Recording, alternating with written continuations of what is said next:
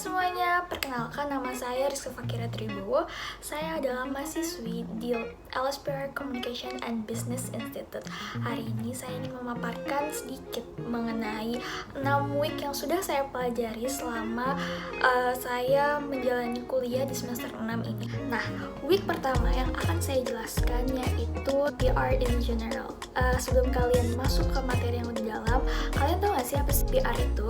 PR memiliki definisi menurut Edward Bernays, yaitu it is planned and sustained effort to maintain mutual understanding between an organization and its public. PR sendiri memiliki dua peran, yaitu yang pertama adalah teknisi komunikasi dan yang kedua adalah manajer komunikasi.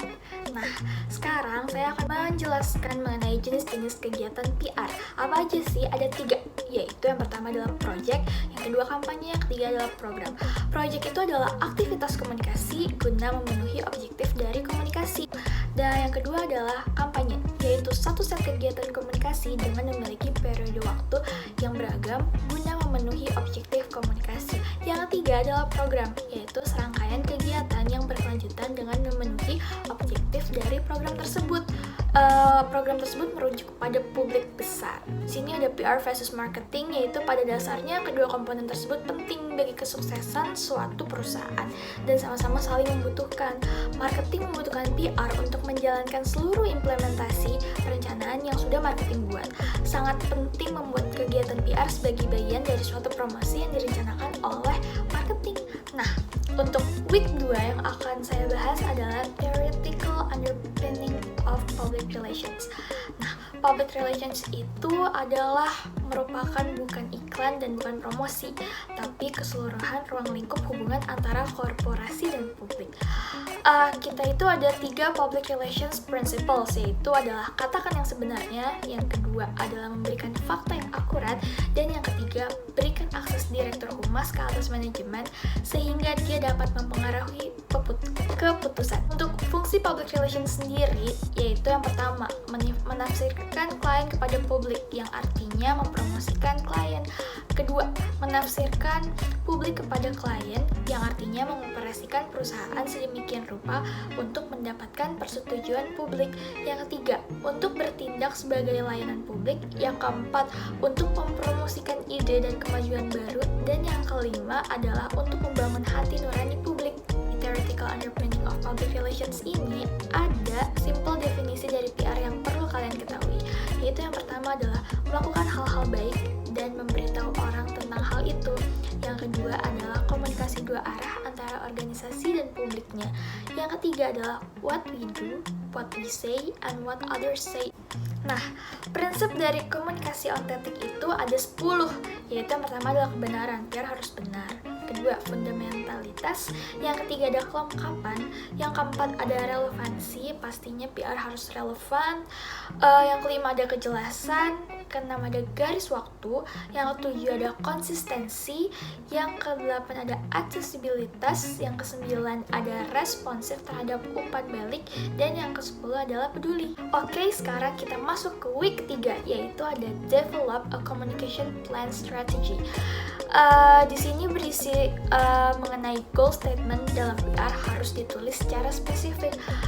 Mereka juga membiarkan para praktisi relatif terhitung untuk hasil kegiatan karena mereka diekspresikan secara umum. Nah, dalam week ini kita juga akan membahas 8 basic element dalam perencanaan PR. Yaitu yang pertama ada situation analysis, yaitu situasi yang digunakan untuk memilih program PR yang cocok. Yang kedua, ada objektif. Objektif adalah langkah strategis untuk mencapai tujuan yang diinginkan dari program yang sudah dianalisis.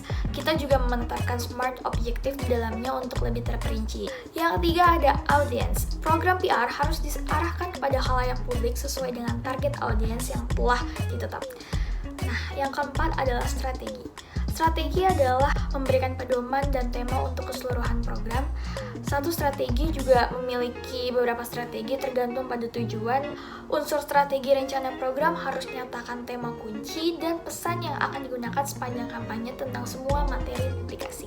Yang kelima adalah tactics.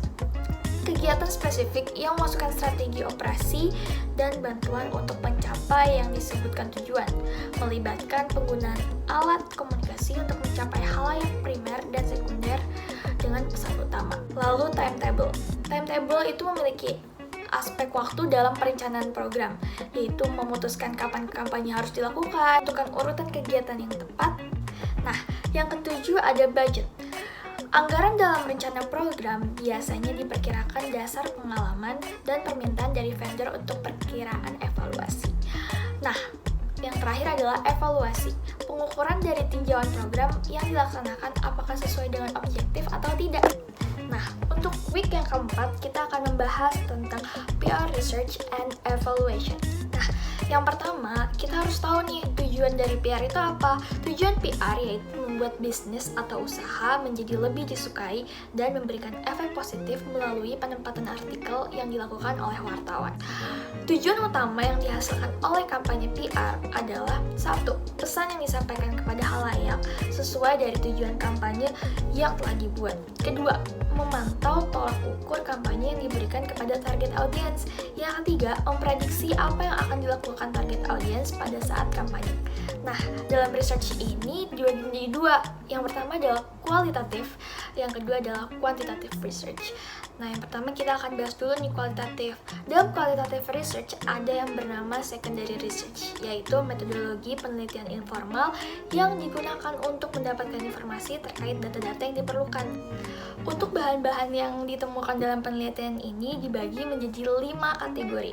Yang pertama adalah kita bisa nyari di buku, yang kedua kita bisa nyari di majalah atau surat kabar atau jurnal, yang ketiga ada makalah yang tidak diterbitkan, yang keempat ada video atau film, yang terakhir adalah basis data. Tantangan bagi peneliti PR adalah untuk mengetahui bentuk penelitian kualitatif yang digunakan untuk mencapai tujuan informasi. Nah, sekarang kita akan membahas quantitative research. Penelitian kuantitatif adalah penelitian menggunakan halayak besar. Pencarian datanya itu menggunakan sampling, menggunakan statistik, dan juga untuk pengambilan sampel umumnya dapat dibagi menjadi 3 jenis dasar, yaitu adalah probabilitas, yang kedua adalah representatif, dan yang ketiga ada non-probabilitas. Ketika peneliti ingin mengambil individu yang lebih besar dalam penelitian kuantitatif, nama data yang digunakan adalah data normatif. Penelitian kuantitatif pada dasarnya sangat erat terkait dengan angka dan sampai pada kesimpulan berdasarkan angka-angka tersebut. Nah, sekarang kita masuk ke week 5, yaitu adalah planning your PR program. Situasi yang membutuhkan program PR yaitu adalah 1. Ketika ada sesuatu yang negatif atau crisis. Yang kedua ada mempromosikan masalah. Dan yang ketiga adalah memperkuat perusahaan, yaitu citra dan reputasi yang baik. Nah, PR planning itu ada 8. Yang pertama ada background. Background itu latar belakang perusahaan, terus berisi juga SWOT dan research. Yang kedua ada objektif. Objektif itu tujuan dari apa yang mau kita sampaikan. Yang ketiga ada target audience. Yang keempat ada key message. Di tahap kelima itu strategi dan tactics. Jadi dalam satu strategi nanti akan banyak detail-detail yang akan disampaikan di tactics. Itu adalah yang keenam, tactical yang sudah dibahas tadi. Yang ketujuh adalah timeline dan budgeting. Timeline itu adalah dari hasil tactics yang sudah kita tentukan, kita akan menentukan nih kapan tanggalnya, periode waktunya berapa lama, dan budgeting, diakomodasi semua budget yang kita perlukan untuk acara dari PR tersebut. Dan yang terakhir adalah evaluasi. Nah, untuk week ke-6 yang akan kita bahas yang terakhir ini adalah situation analysis. Situation analysis adalah step pertama dalam PR planning. Kita harus memahami situasi tersebut. Yang ketiga adalah menganalisis masalah yang ada yang akan dibuat menjadi PR program dan melihat sesuai atau tidak terhadap objektif perusahaan. Situation analysis ada 3, yaitu menganalisis lingkungan, menganalisis organisasi, dan menganalisis menganalisis pemangku kepentingan atau stakeholder. Menganalisis lingkungan itu kita menggunakan past analysis. Terus yang kedua adalah menganalisa organisasi, yaitu SWOT. Dan menganalisis pemangku kepentingan berarti kita menganalisis orang-orang yang akan bekerja sama kita. Yeay, sekian materi yang saya sampaikan hari ini. Semoga bermanfaat bagi kalian. Semoga kalian makin mengenal bagaimana PR itu dijalankan. Sekian dari saya, terima kasih.